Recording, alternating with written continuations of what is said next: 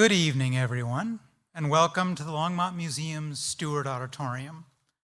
My name is Eric Mason, and I am the Longmont Museum Director. I'd like to thank our sponsors, the Scientific and Cultural Facilities District, the Stewart Family Foundation, our many donors and members. Do we have any museum members with us tonight? Great, thank you so much. Awesome. We also have our media sponsors, KGNU Community Radio, and our newest sponsor, KUNC and the Colorado Sound. Last but not least, a special thanks to Longmont Public Media, who is live streaming this program on Facebook and Comcast Channel 8 and 880. Tonight is the kickoff of our fall programming season here in the Stewart. We are offering programs in conjunction with our current exhibit, Build, Design and Create with Lego, and in celebration of our ongoing museum expansion and capital campaign. We will be unveiling our new Stewart Family Courtyard at a special sunset soiree this Saturday, fundraising event, followed by 3 free concerts. The first one coming up next Thursday, Hazel Miller and the Collective. So please come on out and see Hazel Miller next week. The courtyard is phase 1 of what will be a broader expansion. Phase 2 involves expanding our galleries, particularly. That project is scheduled to go under construction next year. Now, we are very thrilled tonight to have 3 very knowledgeable and accomplished Coloradans joining us for a conversation on, very appropriately, museum design and architecture. And without further ado, I would like to introduce this evening's moderator, KUNC's Rural and Small Communities reporter, Ray Solomon. Ray is an award-winning public radio journalist and KUNC's reporter covering rural and small communities. Her work examines everything from agriculture and housing to climate and energy. She is also a former licensed architect with a Master of Architecture degree from SciArc in Los Angeles. Please welcome Ray Solomon.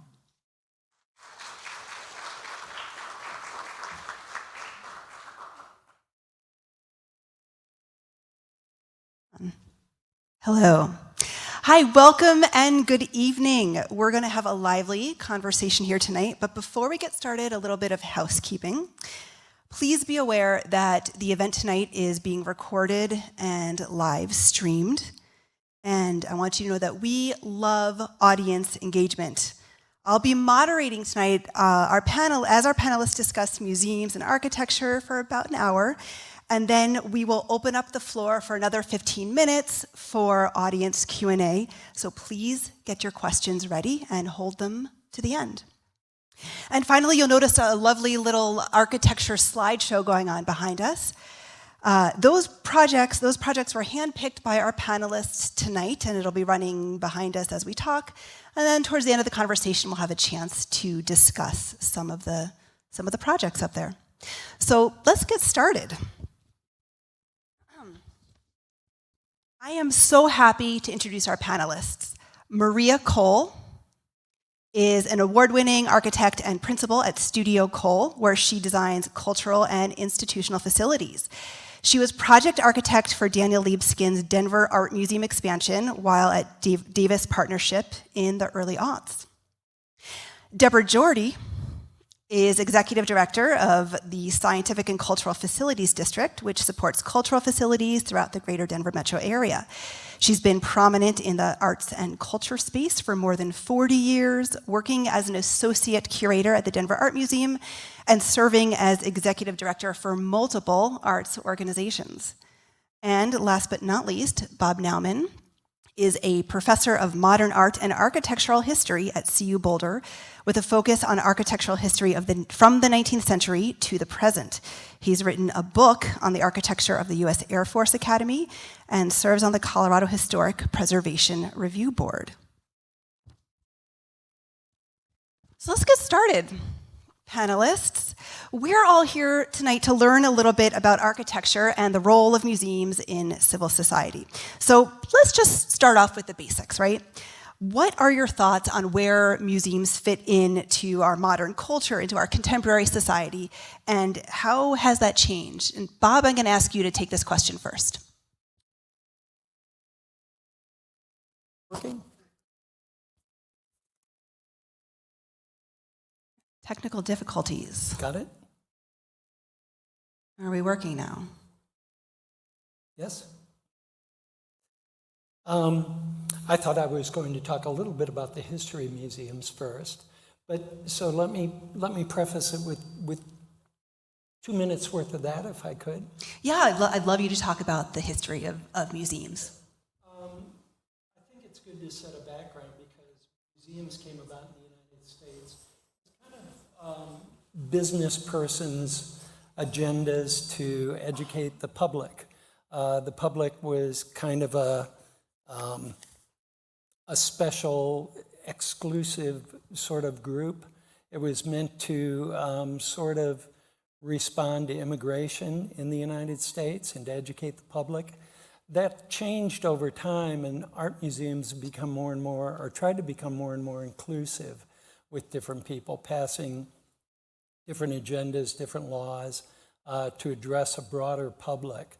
So far as the role of museums in contemporary society, they've tried to become gathering places, I think, where those issues can be addressed with more inclusive diversity, social meeting places, and so on.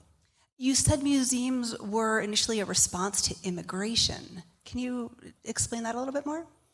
Well, some of the early museums that were built, for example, the Metropolitan Museum in New York, or some of the big museums across the country that were built in the late 19th century, were built primarily to give people a sense of what it was like to be an American, what it was like to aspire to design, to quality, to beauty.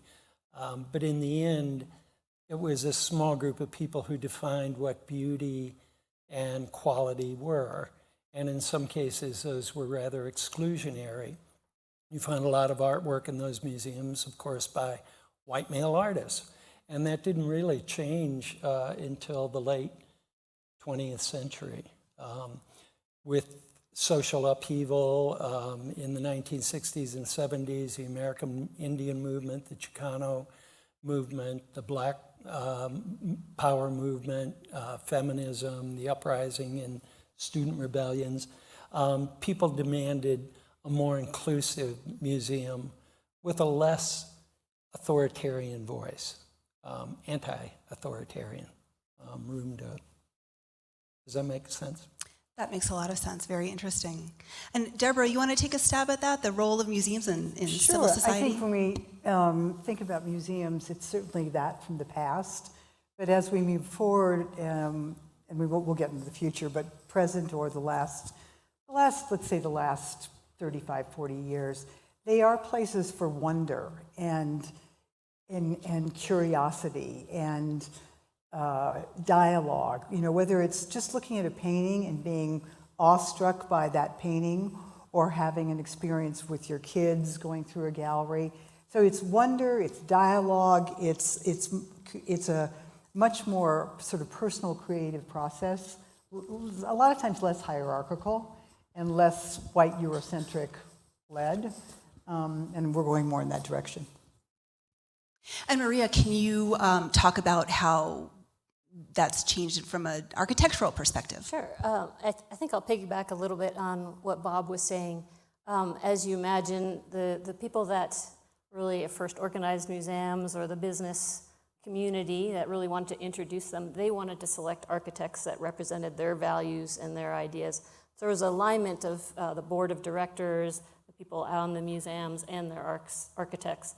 They also were then trying to express this notion of beauty, which was oftentimes referencing Greek or Greek architecture, or sort of classical architecture.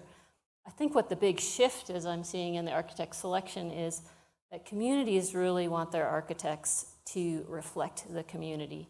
They want diversity in their architectural team. They don't want you were talking about sort of the all-white male curators. They want their architecture team to reflect diversity. They also want their architects to be really embedded in a process of working with the community. It's not bringing the idea of beauty down from another voice. It's really bringing it up from the community and understanding their wants and needs. Continuing on this theme of how museums have changed, when I think about that shift, how that shift has happened even over just my lifetime, it seems like there's been this movement from very elite institutions, all marble staircases and columns, to now a sense that museums are trying to be a lot more accessible and engaged in the community.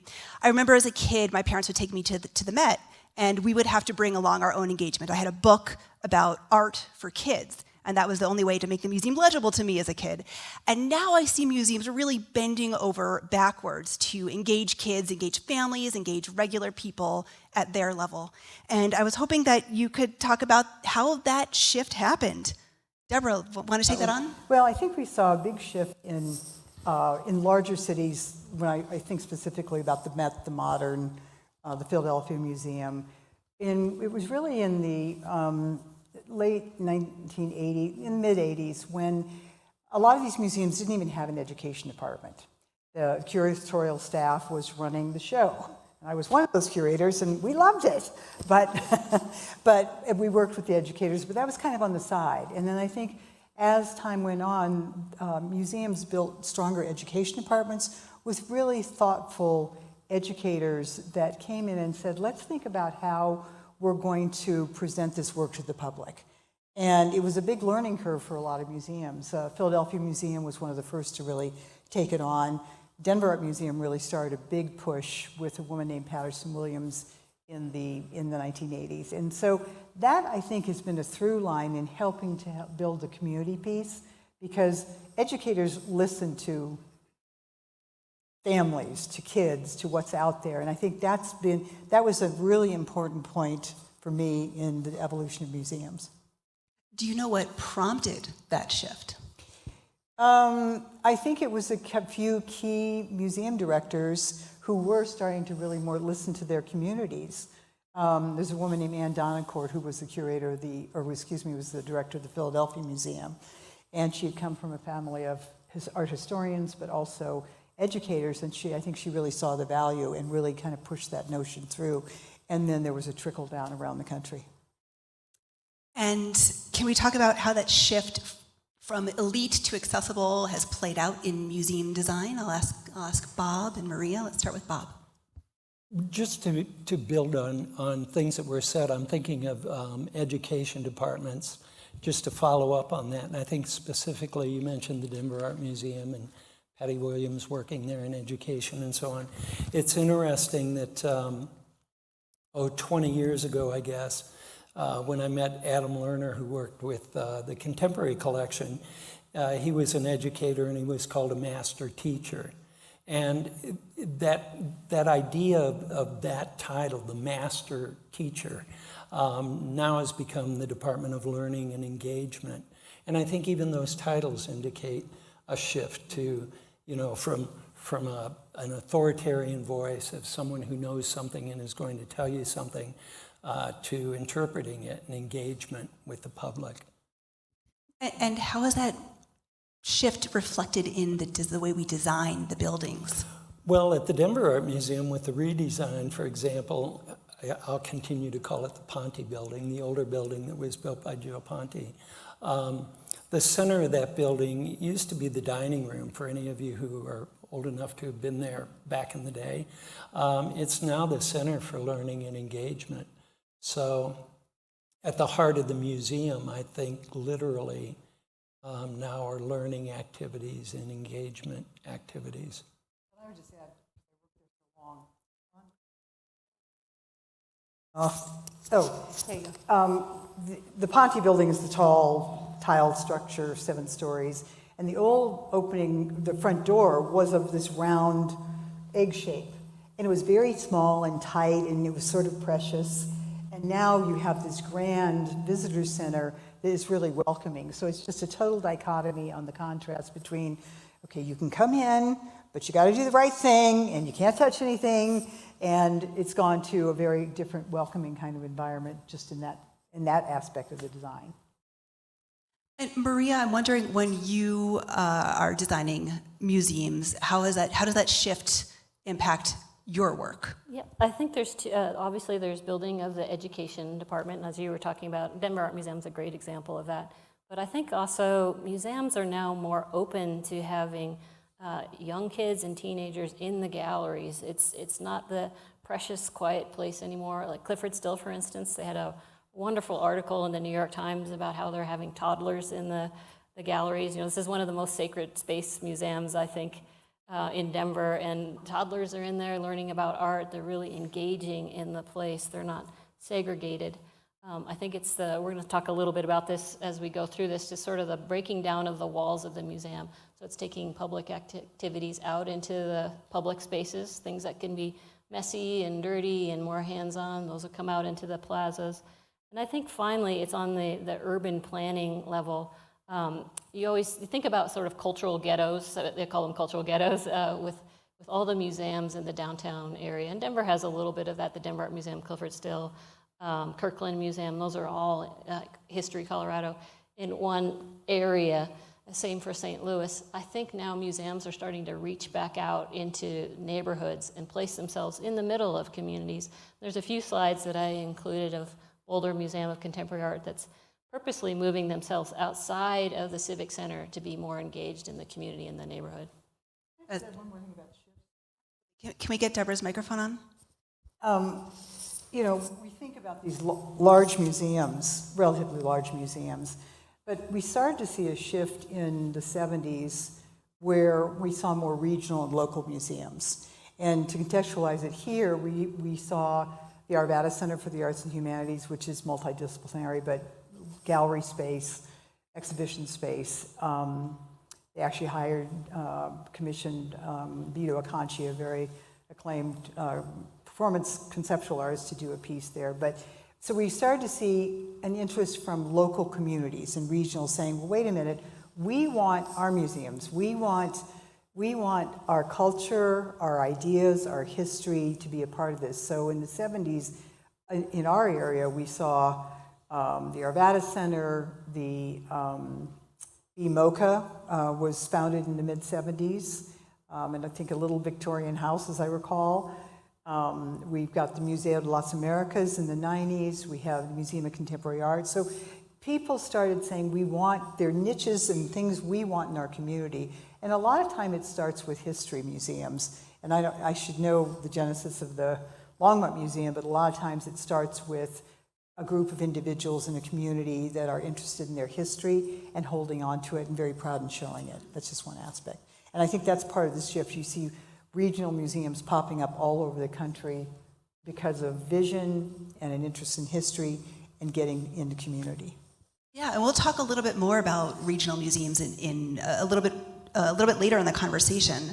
But before we move on from how museum functions and roles have shifted, I have to ask the big question of how COVID-19 affected museums and the museum philosophy and programming.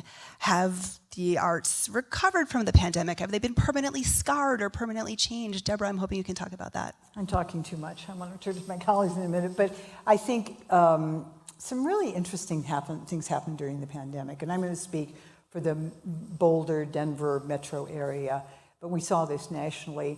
We all shut down. It was a horrible time that Friday. Was it March 13th? I think it was March 13th, 2020. And of course, we all thought we'd be going back to work in a week or two. Little did we know. So what happened with museums, and this happened across the cultural community, is organizations they became really nimble.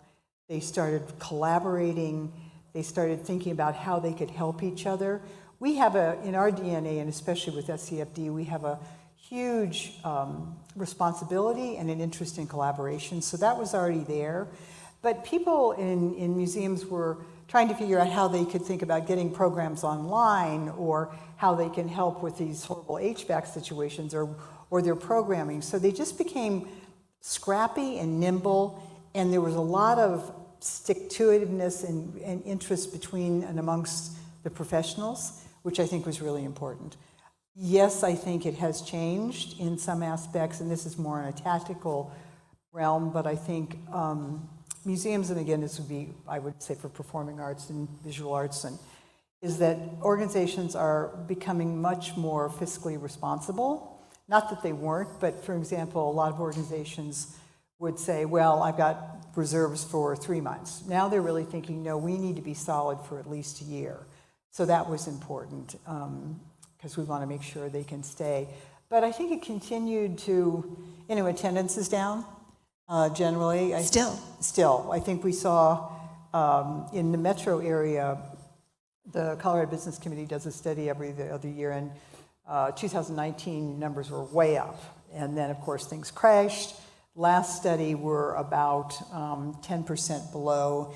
And nationally, when I look at what American Association of Museums publishes, we're about 2/3 of the museums around the country are at about 70% of their attendance. So everyone's trying to figure out how to get back up there. And that's what I loved when I saw so many hands for membership up. That's great because people are joining. That's good. But it has changed.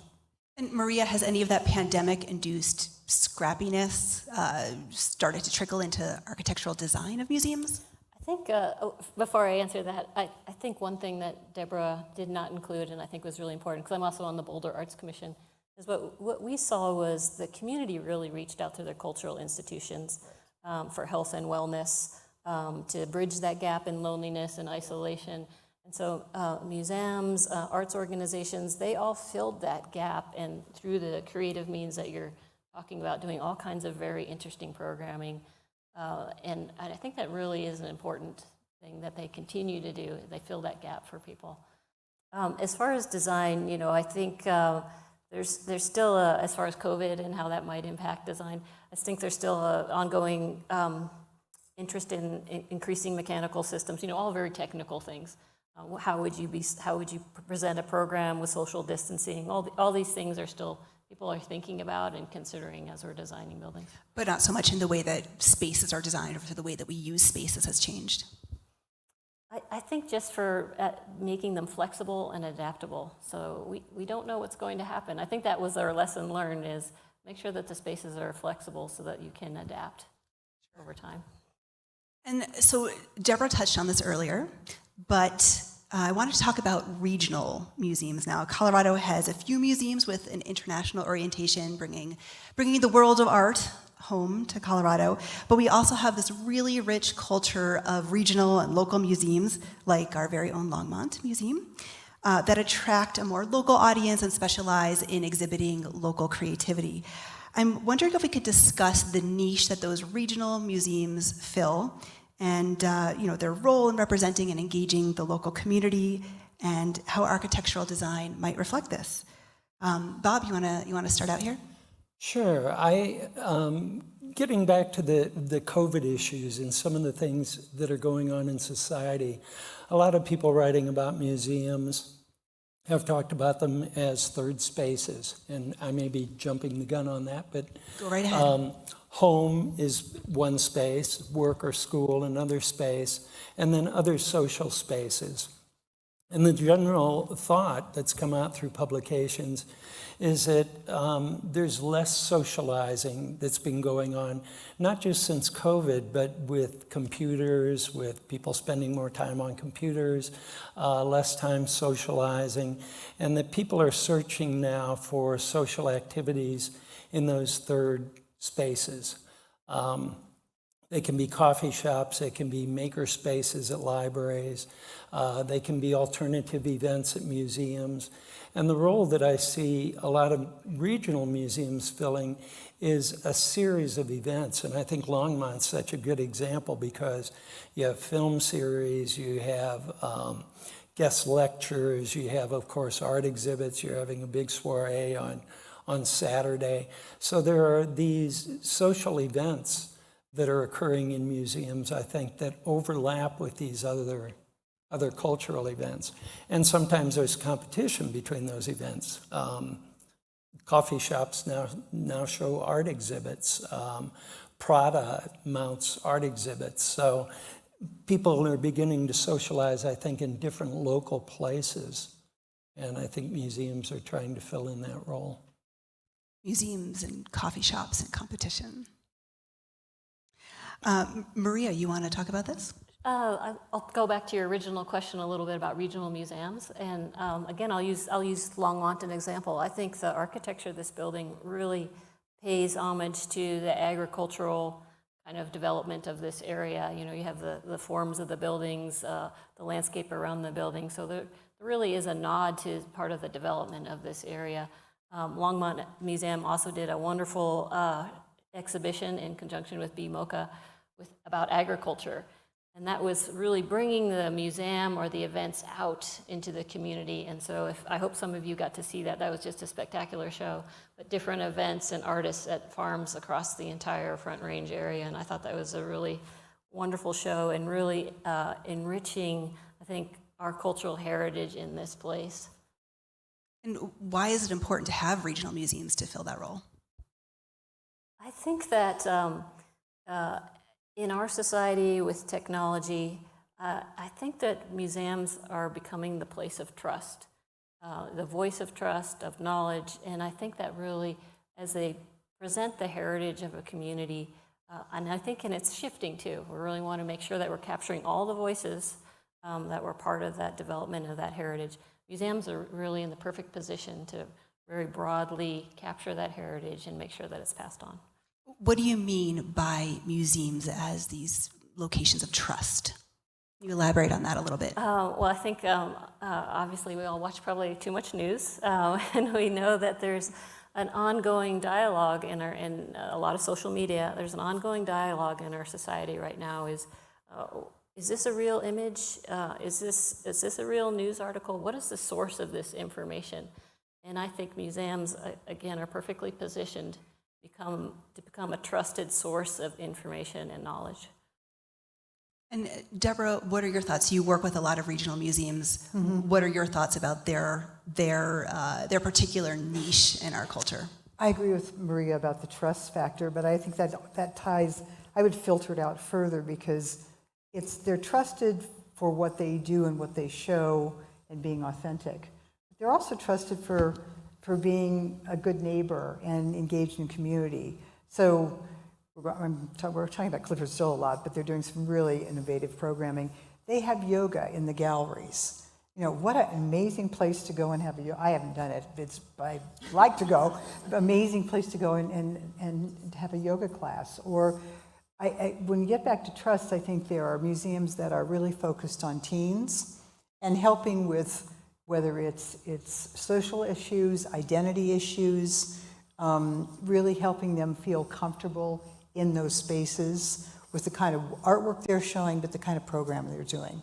For example, this Saturday, the Museum of Contemporary Art is having a big drag show that they do, which is just a wonderful event, and it's very welcomed by the teen and transgender community. Very cool. Do you think these sort of locally oriented museums are important for giving a place an identity, defining a locality? Sure. I mean, I think, again, that's where a lot of them started. I go back to the history. With the Arvada Center, there was a woman named Lois Lindstrom, and she said, I want a museum in Arvada. And she worked with City Council and others there. It was just a little idea. And no one was really thinking of these multidisciplinary centers, not just museums, but having museum, galleries, exhibition space, theater. But it was a little idea, and she wanted the Arvada heritage. Remember, it was the celery capital of Colorado for a long time. The celery capital. Celery capital, yes. But again, it could be different things. Like there's the Black American West Museum in Five Points, was just this immensely beautiful small house museum where you can learn more about African American cowboys there than any place in the country. So again, it's how individuals and communities engage with ideas, and they can be from really tiny to big ideas. You know, I think we talked about the pandemic, but with George Floyd and so much social unrest, that really shifted a lot of the work being shown and thinking in museums. That's interesting. And so I think this is a good segue to talking about the future of museums. It's pretty safe to say that our culture has evolved significantly over the past few years. I'm thinking about new technologies and ideas like artificial intelligence, social justice, social media, climate change. I'm curious to know how all of these forces are being reflected in museum programming and museum design, and how we're thinking about museums as these spaces for civic society. Do you want to take that on first, Maria? I think a couple words as you were asking that question came to mind. I think first is access, and then the second that comes to my mind is about preservation of objects and artifacts. So access, there's now some just wonderful programs with, for instance, robots that travel through a museum, and someone that is not able to get out or is homebound is able to experience that environment through the digital viewfinder of the robot. And so really they can be part of that museum experience. They get full access to that environment. I think on preservation, I think with climate change, buildings need to be more resilient. And I think our reliance, again, I'll go back to trust and trustworthy sources. I think our reliance on the actual objects is going to be more and more important. And I think I'll use Denver Museum of Nature and Science that I worked on their collection facility. They, for instance, have a century of eggs, and they use those shells to understand and test what's going on with chemicals in the environment. And they have that as a resource. They may not have known that when they first collected the first year of those eggs, but now they have that whole cross-section. I think preserving those objects, both where we know what is kind of authentic in the narrative, and also for further understanding of what's going on in our community and our environment. So you're saying that museums, going back just a moment, you're saying that museums are digitizing their entire collections and making them accessible online. Yes, so you can almost do your own imaginary museum. There's a topic of the imaginary museum. You could curate your own collection, and you could have it rotating on your TV at home. So I think that's a matter of access as well. That can come to you in your own home. I do think, though, I'm kind of a purist with the objects, though. It's really nice to have that opportunity, if you can, to actually engage with the actual painting and see the artist's brushstrokes, and there's a difference to that. I tend to agree. And Bob, I know you have some thoughts about how the future is playing out inside and around museums. Well, the other thing with access is what objects will be displayed and how will we display them.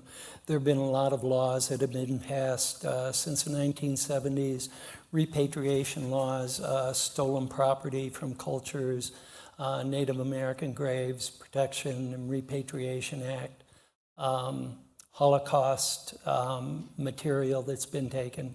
How do we get those back if it's, whether it's something that was taken from a Mesoamerican society or from Southeast Asia or whatever the case might be?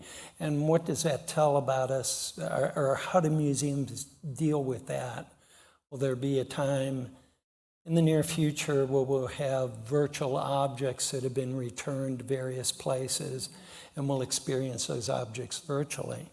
And as you said, that'll be a different thing than having them the tactile object there. Certainly the robots, the Smithsonian's experimented with robots going there and so on. Talk a little bit more about those robots. I'm not sure everyone is familiar with that. Well, about 5 years ago, I think Smithsonian had half a dozen robots that would meet people and greet them and could take them through galleries, not necessarily as sources of high intelligence, but accessible things that could guide them through galleries. Like robotic tour guides? Right. If I can say something a little off museums, kind of personal, my partner worked for IBM for quite a while, and we had a robot in the house named Jojo. And it was one of those robots that would, you had to program these things. They didn't just have intelligence like a cat or a dog or us. And Jojo had this nasty habit of doubling over, and its eyes would turn green when it thought it heard a joke and start laughing. And for about 6 months in our house, it was like being in the middle of a Stephen King novel with a bad clown or something like that. So, they're limited as to what they can do, but they're getting smarter. Yes, they are. Deborah, what are you seeing from? Well, I have mixed feelings about this personally. We're seeing, Maria, I think I err on, I'm a purist, and it's because I started off as an artist, so I think about the making of it and the thinking and the process, and that all goes into it for me personally, as well as the history, and whether it's a Greek vase or it's a contemporary ceramic piece. So it's part of, for me, it's what I bring to it, which we all bring, whatever aspect of ourself is involved. I feel mixed because I think it's exciting because I'm all about the access. How can collections provide access and exhibitions? But I also agree, we want people to go and experience it. And we want kids to go to museums and make sure that they're going to have a rich experience. So they're going to want to grow up and be engaged in creative process and creative things. So to me, I love the idea. I love the idea of also all the technology and what that can do for artists and how the work they're going to be creating. We have no idea, because I truly believe that most living artists are 1 or 2 steps ahead of us in terms of thinking about our environment, our social issues, our life. So, I don't know. I'm excited, but I still want to go look at that painting. I'm curious if we could drill a little deeper into this idea of artificial intelligence in museums. Is there a role for artificial intelligence in the future of museums? Is it limited to maybe artificially AI-generated art, or does it enter in deeper ways, or is AI art there's a lot of it out there. There's a lot of AI art being created. There's a whole market for AI-created art. It's not a world that I'm particularly engaged in. Maybe some of you all are. So I don't know. MoMA just acquired the large AI piece in their lobby. Mm-hmm. And I find ironically, sorry, I'll just go on my own opinion of this, that the AI piece, if you all are, do you remember the artist? I'm not, I'll think of it. But the piece compiled all of the artwork that's in their collection, and then it digitally creates new artwork probably every 2 or 3 seconds. Mm-hmm. And I think ironically, it seems to have picked up only the color variations of artwork, but not the shapes, forms, or the topics. So it feels, this week at least, it feels limited. AI is shifting very quickly. But I also think that this is what we do as our main expression as humans, is really the artwork and the heritage that we leave behind. And I think we should not try to give that up to AI. We should really try to hold on to that fiercely. Sure.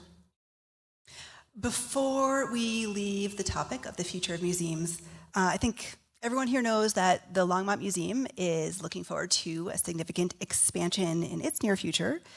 And the design for that expansion will be officially unveiled on Saturday, but I'm excited to have a little bit of a sneak peek of that for our audience tonight. I'm going to click through until I find the right slide, and I think, Maria, you are going to talk a little bit about. I think the Longmont Museum, again, to really address all of your community needs, they're adding several galleries. So there'll be a permanent children's gallery now, which I think will be a tremendous asset for the community. A larger temporary exhibition gallery, so really to bring those traveling shows and those special curated shows into the community, and a history gallery, as well as additional amenities for all the visitors. So I think it's going to be a huge asset for the community, and Eric's here if you have questions during the Q&A, you can answer more of those questions. Absolutely. And so everyone on this panel, you all submitted some slides, some examples of museums that really demonstrate some of the topics we've been discussing tonight. And I'd like to turn to those slides now And we can start with Maria. If you want to talk about one of the museums, can you tell me which museum you want to talk about? Sure. I would like to talk a little bit about the Museum of Contemporary Art. And I think this is very interesting because I think it's really trying to embrace a new direction for cultural institutions. They're Kunsthaus. They don't have a permanent collection. It's a changing collection. I think they were one of the first institutions in the Denver area to make it free for teens. They really saw that that is their future audience, and so they really wanted to open their doors and invite teenagers in throughout other galleries. They created a special space for teens, and then they really started expanding outside the walls. You know, they do have exhibitions and events in the alley. They're in a pretty constricted site. They have recently leased the Holiday Theater, which is in North Denver. If you all haven't been there, it's a really interesting, I think, story. It has a venue there for events and lectures similar to this, but also attached to that building is studios for artists to create and housing. So I think they're really trying to create almost a vertical, I call it a vertical integration of the arts. So spaces that are affordable for artists and creators, places for them to work, kind of a community incubator in the space, and then the exhibition space. So I think that's a really interesting model where museums are going. And can you talk a little about how the design of the building might reflect that? The David Ajay building, the notion was always, and I as well worked with David on this building because David's partnership as well was the local firm. The building was always to be open in the democratization of art. So there really is no front door. If you've been there, you'll see that the front door is tucked back away. So you really come from the urban realm and kind of preambulate up through and throughout the building. So it's supposed to be sort of a natural circulation from the urban environment in through the building. Very cool. And I'm going to turn to Bob now. Bob, you wanted to discuss Marfa. I was torn about this. I'm kind of an outlier because I'm an architectural historian. So I sort of see the city in general as a museum sometimes. One site I like is Marfa I'm just in going to try Texas. to click through and find it here.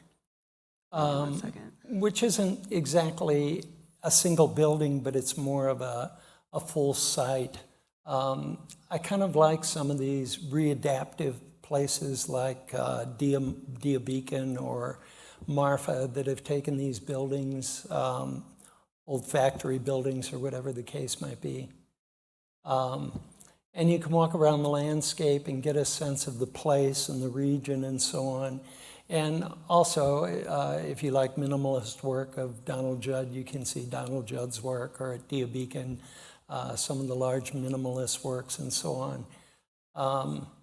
So in that way, I guess engagement with the community that I see is being able to actually have this as a site that you can experience the city and experience other things within the city too.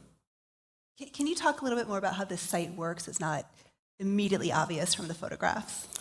Well, Dia Beacon spread out throughout the city, and it has places like Donald Judd's house. This installation is some of Judd's sculptures that's in this readaptive place. And the other thing I think that's interesting about Marfa is that it's a little bit of a pilgrimage to get there. There's no direct flights to Marfa, so you fly into Odessa or whatever the case. And then you drive through the landscape of Texas for an hour or so to get to the site. So in that way, I find it interesting too, that you really experience the environment and the place. And Bob, I have some good news for you. We have enough time that you can talk about the second site you wanted to talk about, which remind me which one that was. Remind me which one. Oh, I think it was the Jewish Museum.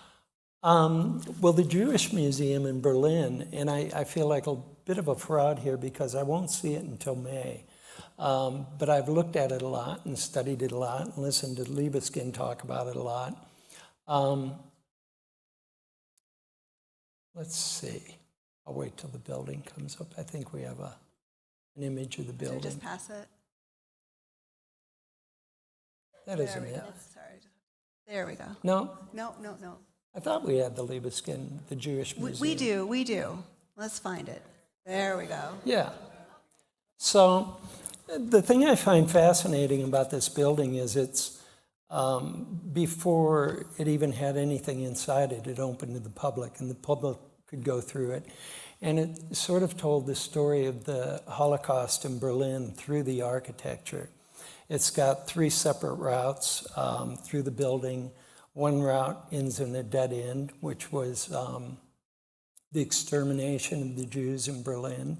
Another one leads outside to a Garden of Exile, which was another route for the Jewish community to be exiled. But it too is a dead end. You have to go back into the museum. And then there's the axis of continuity that leads up the stairs and expands to the continuation of the Jewish presence in Berlin.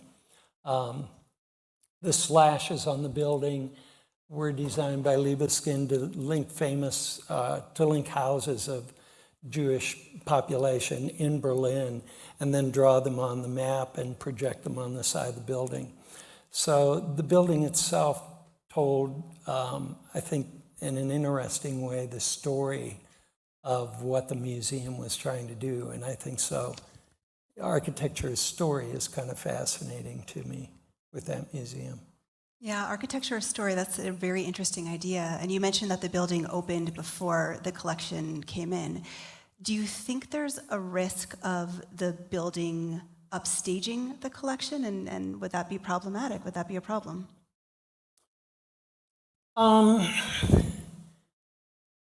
It could. I think with some of these expressionist buildings, it could. There's been a lot of dialogue in the architectural community. In 2005, an article came out in Art News about the return to serenity, which was a return to more glass box architecture that was more flexible for exhibitions and so on.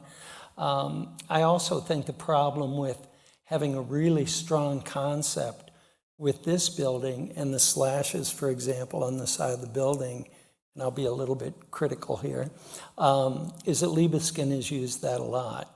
And sometimes I think that dilutes the message of the building. If it appears on the Denver Art Museum, if it appears on the Crystal Shopping Center in Las Vegas, and so on. So how do we deal with signature styles that at first convey that message, but then might get watered down? Right. If the slashes appear on the Denver Art Museum, does it have the same meaning when it appears on the Jewish Museum in Berlin? No, of course not. It's more, I think the way he explained it when I heard him speak about it before it was built was the dynamism of Denver, and so more that sort of thing. In Las Vegas, I think it's more the crystals of the Crystal Center. More. I guess slashes can have a lot of interpretations. Yes. And Deborah, we are going to turn to you now, and you were going to talk about, let's pull up your Can museum. I talk about 2 briefly? We have time for you to talk about 2. Let's I hate to do do it. that. Let's go for it. Okay, let's start with the Clifford Still Museum. Here we go. So the Clifford Still Museum, how many of you all have been to the Clifford Still Museum? Yay. So much of that museum for me, what Brad Copefield of Allied Architects out of the Northwest Coast designed the building. And he is from that area, which I think is important because Clifford Still had spent a lot of time in the Northwest Coast. And so there's a resonance with the building tied back to nature that I think relates to that. But this building for me is all about the light. And it's the lightness and the darkness. So when you walk in, it's a low slung entry, and it's dark and it's intimate. And then you walk up those stairs, and I don't think we have a picture, I'm sorry, up those stairs into the light, and it's just magnificent. And so the way it's designed too, it's both interior and exterior that the light is so important. It's you don't have to help me with this. It's cast, it's poured concrete, where kind of old-fashioned, where they take wood and they poured form. Thank you, I forgot the term. Poured form. They pour it in. They have a wood frame. Then they pull it off. But what happened is it creates on each where the wood comes off these little spines. And if you walk around the building, at different times of the day, it picks up the light and shifts, and there's shadows. So it's on the exterior of the building that it's all about light. Then you go inside, and what they've done is the top of the building has a series of skylights. And they're all controlled to make sure that they're not, Maria knows this much better than I do, but it's not going to, it'll not damage the work. So you've got this layer of skylight. Then you have this beautiful layer that you see in the gallery. You can see it in the photograph of that dappled, circular, oval scrim that comes down. And so you see those paintings, and they just come to life at different times of the day with both the interior light and the natural light. I think he captured the painting so beautifully by creating this environment that it's all about light. And it's about Colorado light. I always joke and say we have 400 days of sunshine. I mean, it's just amazing that they can do that. So the building is really important. I think what they're doing with the exhibitions, Maria mentioned it. Joyce, the director, had a group of toddlers with their parents curate the show. Literally, the kids were crawling around to what they resonated with. So they're doing some amazing work. They're also really debunking the whole notion of genius. When you think of a abstract expression artist, male coming up in that male-dominant culture, she's debunking the whole notion that he is a genius. So that's more on the curatorial side, but I think it ties beautifully to how a standalone museum for one artist, and so we have, George O'Keeffe, Van Gogh, how they're really trying to shift and create a much more broad interest in the kind of work being shown when they can only show Clifford Still's work in there. So I think the building is perfect for those paintings. I love that image of toddlers crawling around to the paintings. That's what they did. They curated the show. It was fabulous. And there's one other I'd like to show you if we have time. We have time, yes. Okay. I'm sorry, I don't have a whole lot of slides. This is my favorite new museum. It's called the Musée de la Chasse et de la Nature. It's the Hunting and Nature Museum in Paris. Has anybody been there? Oh, I want you all to go. It's in, I think we have one other slide, but I want to stay on this one. It's in a house in central Paris. It was developed because of a couple that he was a big industrialist in Paris, and they were big game hunters. So this sounds kind of creepy and kind of weird, but it's in this beautiful home, and what they've done is they've curated the space, they've renovated the space and curated the space that you move through. So you sit in those sofas that you see right there. People wander through. All the work is about hunting and nature, and I'm sorry I don't have the slides. I couldn't get them. We had a glitch. But there are tons of taxidermied animals, which seems really weird, but what was so amazing is you go from room to room, you can sit and look at the decorative arts, the paintings that all reflect nature and animals. But what's amazing is the whole museum was packed with kids. They love it. I would say the age range is between 10 and probably 6 and 14. And it's fanciful and it's creative. And so I guess I still think we need to hold on to all of that sense of awe and continue to create what we love to do and see in museums. I love that idea of the measure of a museum's success is how popular it is with the kids. I always like to end an interview on an open-ended note. Sometimes you get the best lines that you're going to get in the entire. So I'm gonna ask if any of you have any final thoughts you want to share, anything else you want to add to wrap up tonight. I think I'll just pick up on the theme of authentic experiences. And I think you were talking about it with this museum and how important that is, I think, to elevate our spirits and really connect us to humanity. So, and not something kind of broad like this. Yeah, I don't know if that's on. Oh.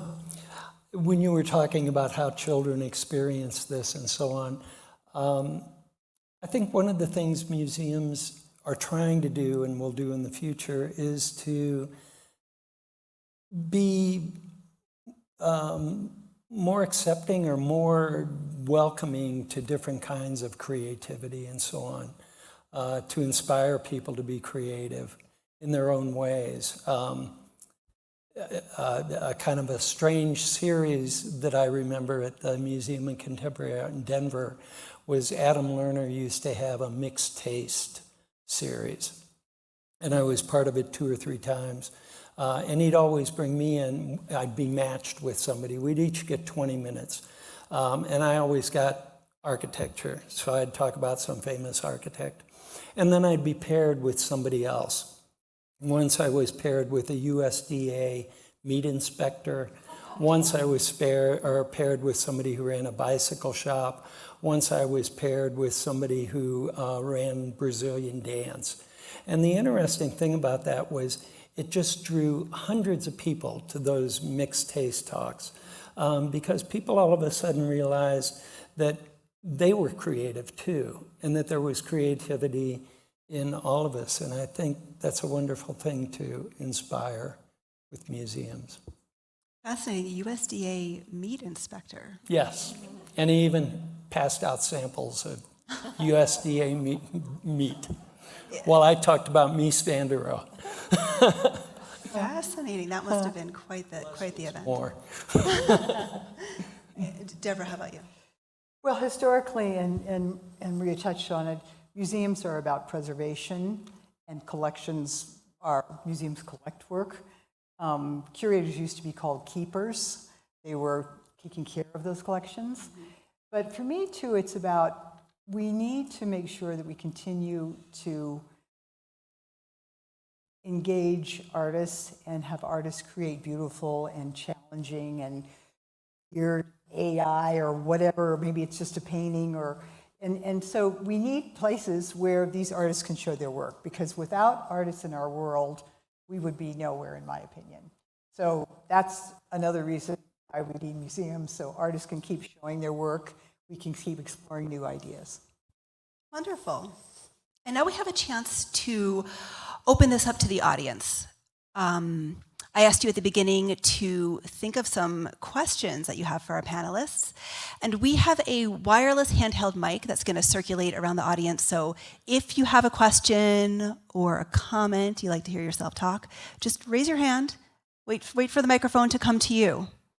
And then we'll throw it to your question to the panelists. I was lucky enough as a child to have an aunt that lived in Rome most of the time. And when she would come back to Washington, D.C., we would always go to the National Gallery of Art or the Phillips or some museum. And that infused me through the rest of my life. And I've lived on the Front Range since the early 70s, and I have just been continually gobsmacked with the Denver Art Museum and the caliber of exhibits that have been shown over the last 45, 50 years.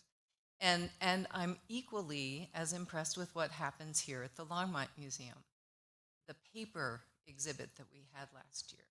And, as you were talking, I was like, through my head, we're running all these exhibits that I'd seen at the dam.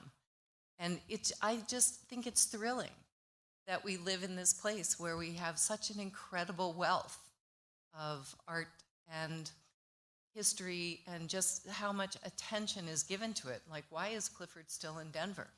I mean, that was an interesting story. So I'm so glad to have listened to this panel, because it's like instilling me. I am a member of the Denver Art Museum and a member of the Longmont Museum, and I try to make sure that I get to every exhibit.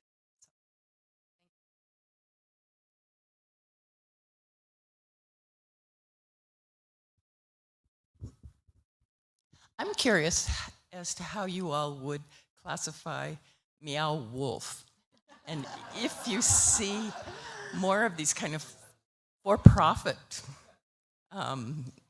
institutions that offer interesting experiences, but for a hefty price. What you don't know is that we had a little discussion about that before the panel tonight, and we decided we weren't going to bring it up, but now that you've brought it up, I'm very curious to hear what our panelists have to say. was the most articulate about this topic. I admit I've been to the Meow Wolf in Santa Fe and I've been to the Meow Wolf in Denver, just to see what they were about. And while I don't compare them necessarily to the Denver Art Museum or the Longmont Museum and so on, I do think that's part of the competition that museums will face, because more and more sites like that are coming up, experiential things that people can interact with and so on. And people obviously like those experiences. There are a lot of people going to Meow Wolf. So how do museums attract those people, become more interactive and things like that? Might be a challenge that museums will have to face. And to our audience members' point about the being more expensive, more commercialized spaces, do spaces like Meow Wolf fit into that third space idea you were talking about earlier? It could be something like that. And when I mentioned coffee shops having artworks and so on, when I used to go to the Biennale in Venice every year, and I'd go through Milan, and I always liked to go to the Rinascente department store, and they always had art exhibits in the top floor of Rinascente. And I'd go down to the bottom floor and they had all their kitchenware and design stuff. And it was like an art museum display. I mean, the Italians have such a sense of design. So, the competition that, and the ways that we experience those things, third spaces, are interesting to me and fascinating. And more of them are, I think, developing. Dad, we see so much more experiential work being created. Meow Wolf, Denver Center for the Performing Arts is going to be opening up this experiential Monopoly game that you can play. Theater of the Mind was commissioned by David Byrne, or the DCPA commissioned that David Byrne did, was extraordinary. And I think there are people that really want those kind of experiential. And I think we're going to see more of it. I think the competition is going to continue. We didn't really get into the competition between museums and other forms of entertainment, whether it's online or in person. Time scarcity issues, and that's a whole other conversation. But I think experiential is here to stay, personally. Other questions? Yeah. Since we opened up the topic of commercialism, I'd like to bring up the idea of single galleries that are not often doing so well with their patronage. And I wondered if you have any thoughts about, let's say, trajectories to bring some of the good artists that display there into a museum like contemporary art in Denver. Do you have any thoughts about the interaction of private galleries with museums? Well, I think that it's a challenge in this as a market. I take my hat off to anyone who's in the gallery business because it's a difficult task to sell contemporary work. I do think the museums, BMOCA certainly, MCA, Longmont, every museum that I can think of around in our area is committed to showing local and regional artists. And I think there's been more and more of that. Is it enough? I don't know. The whole marketing and the sales piece is a whole other topic, because then you get into collectors and scarcity of collectors and who's buying art and that whole thing. But I do believe that the museums are acutely aware of being engaged with local artists. Maybe I could use, and we don't have this yet in Denver, but maybe we can, if any of you have been to the Miami Biennale. There's just a wonderful synergy in that event between local galleries, national galleries, museums, and really that the whole city just ignites with artists, and both for sale artists and both in museums. And perhaps maybe that's our next charge as a community, is really a more unified approach to arts across the region that we can really embrace both museums and galleries. So I think there are models. I don't know if it's really happened quite yet in our region, but we should all push for that. And we have time for 2 or 3 more questions. Just to, just to jump back on the subject of experiential museums, anyone want to comment on Yad Hashem in Jerusalem? That it is an experience of the Holocaust, in that it takes you from dark to light to dark to light as you go through the spine of the museum, and then you end up where the children's part of the museum, where it's total darkness, and the names of the children who died in the Holocaust are in the space, vocalized in the space. That's an actual experience in a museum. I don't know if any of you have ever been there, can comment. Right now, it was one of the most moving experiences I've had in my entire life. And yes, you're right. That is a totally different kind of immersive experience, and one that should be honored.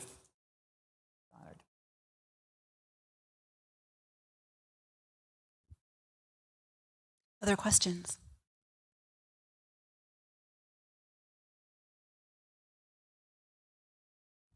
Okay.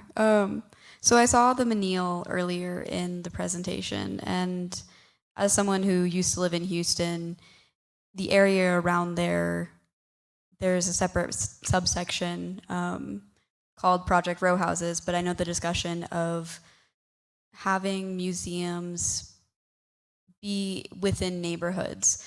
But what role do you think gentrification plays within that? Because without Project Row Houses, the Menil ended up kind of pricing out people who would have otherwise lived in the area, and just kind of what role all of that kind of.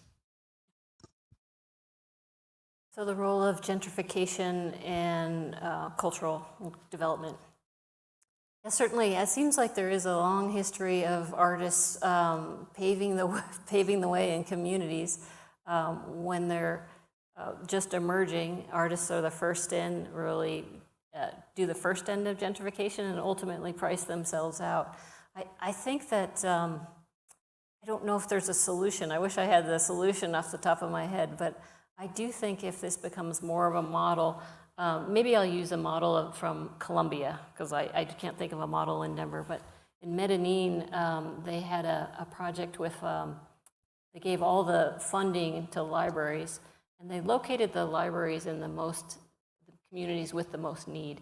And then they built in the program of those libraries functions that actually supported the community. So they had, for instance, a business center. You know, this is probably 15 years ago, 20 years ago. So this was very cutting edge for libraries to have business centers. And so they really, when they embedded them in the communities, they were there to serve the community and make sure that those people were elevated with the museum, or sorry, with the library in that case. So I think that probably is the solution, is really to make sure if you do have that distributed model, that you really are addressing the community and you're putting programs in there that support the community. You know, is there a child care center in there? You know, the opportunities are endless, but there are opportunities to make sure that those people are not gentrified and displaced. I think we have time for one last question.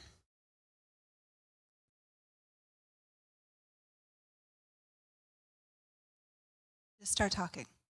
Hello? Yeah. Okay. I love the idea of museums being curators of trust. I just know that that's not the way it is for everybody. I think there are a lot of groups of people where museums have played a terrible role in their cultures or the places they come from. What responsibility do museums have to correct that, and how can they do that? Because we really can't fully engage everyone in the community until we address those issues. Great question.